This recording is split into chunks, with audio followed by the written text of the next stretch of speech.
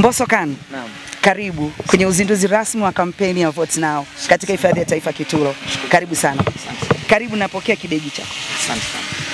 Kibegi chetu cha kuvote.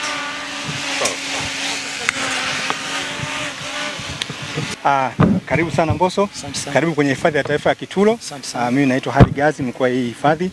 Na moja wapo ya hifadhi ambazo tutazipigia kura katika hii kampeni yetu ya Vote Now. Ni hifadhi ambayo inavutia na kila kitu, na tunakutambua kwamba wewe ni mmoja wapo wa wadau wa hii hifadhi kwa sababu kama sijakosea umewahi kufanya singo yako katika hifadhi hii.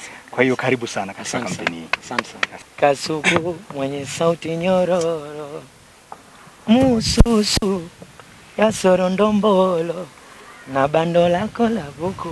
Ni aina wimbo wangu unaitwa Tamu ambao niliushutia hapa kwenye hifadhi ya taifa ya Kitulo. Karibu Kitulo. Bali na kuwa msanii, mimi ni Mtanzania na nina kila sababu ya kuhamasisha Watanzania wenzangu tupigie kura vivutio vyetu. Tuna kila sababu.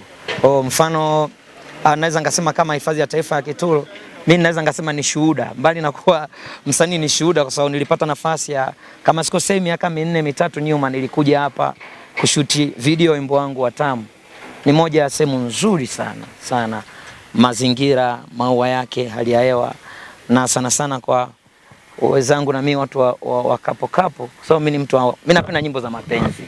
Kwa walimwengu wenzangu wa mapenzi, hii ni moja ya sehemu nzuri sana ya kutembelea mkiwa wawili. Mazingira yanaruhusu, hali ya hewa yanashawishi. Na pengine mnaweza mkatoka na kitoto chenu kimoja huku. Mkapita hata Kitulo baadaye.